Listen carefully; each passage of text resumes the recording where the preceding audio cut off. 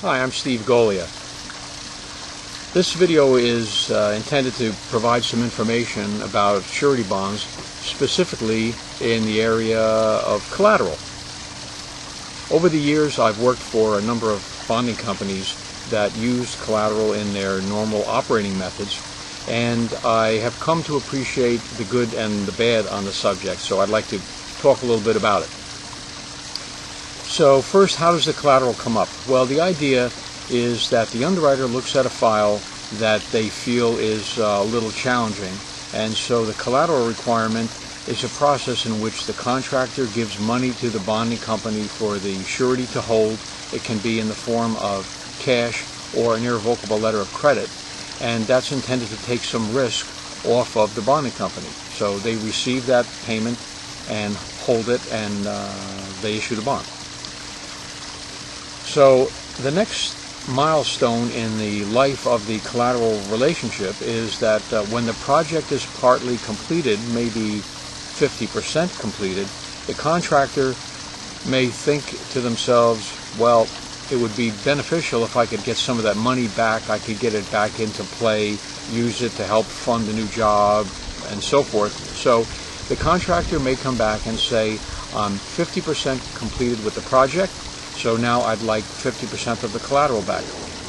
And the answer that's likely to come is that the underwriter will say they still are holding 100% of the original exposure on the bond. In the event of a claim, they don't know how much of the collateral they might need, and so the answer is, despite the fact that you're half done, you cannot have half the collateral back.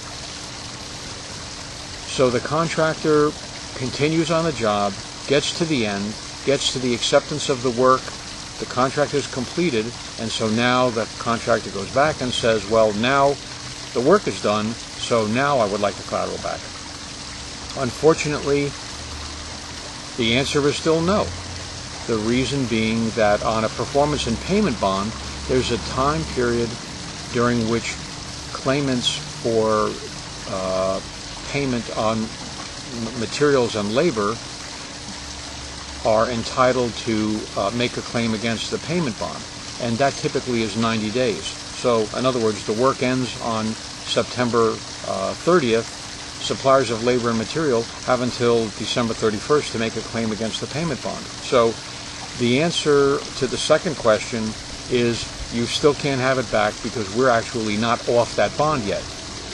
So now the contractor lets the lien period expire, comes back again, and for the third time requests the collateral, and the answer could turn out to be you still can't get it back.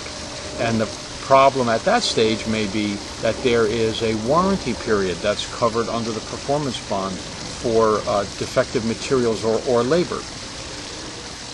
This can be very frustrating for the contractor and all the people participating in the conversation, as you can imagine.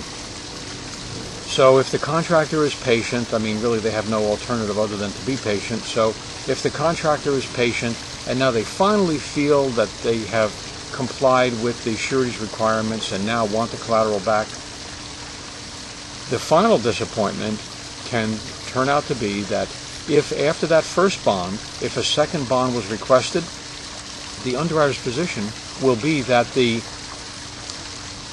initial collateral is now supporting the second bond, and so therefore it cannot be released upon completion of the first project. So the cycle can continue, and it can become very difficult for a contractor to ever get their collateral released. My recommendation to contractors and people who serve them is to seek a market that's truly flexible, that can support the account based on underwriting it thoroughly and taking full indemnity, but not requiring collateral. I think that that's a better course of action than falling into the trap that is a collateral-supported surety bond. Thanks.